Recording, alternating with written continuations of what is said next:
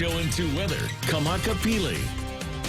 The state is being covered, most of the state from Oahu down to Hawaii Island being covered with a blanket of high clouds, and that's really bringing instability to some low-level moisture, sources of moisture. And what we're seeing into tomorrow, high threat for our rains and moderate for the rest. Our winds are going to be picking up, our thunderstorm activity has been taking place, and we're going to continue to see about a 10 to 20% chance across the board for the next few days. We do have a flash flood watch that went into effect around 3:34 o'clock this afternoon for all the islands moving in through Tuesday evening, and small craft advisory for portions of the state. But again, a flood advisory issued for the island of Maui and the Kona side of Hawaii Island. We've been seeing a lot of shower activity today, really isolated, not really widespread just yet, but we're going to be making our way towards that.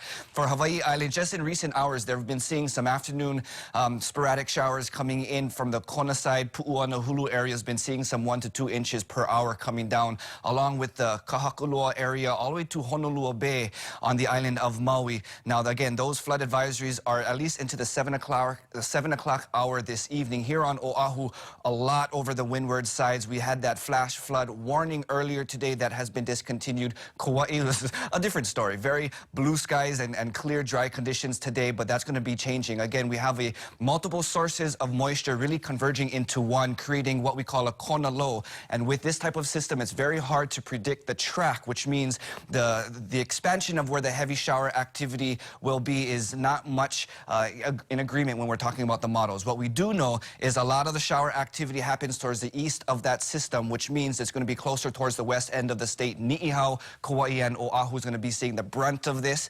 The expansion of the moisture over Maui County and Hawaii Island will have to kind of wait and see where the path and where the track of this system will, and the bands associated, how far they're going to move down. But we can just expect tomorrow and Tuesday in particular to be seeing the heaviest shower activity, looking at Kauai 80 to 100% chance throughout the day. For the opposite side of the state, Hilo, we're seeing about a 60 to 70% chance of rainfall throughout the day. So we can expect a lot of rainfall, a lot of saturated land flooding. Our ocean conditions are coming down 3 to 5 up north, 2 to 4 for the west, 1 to 3 for south and east facing shores.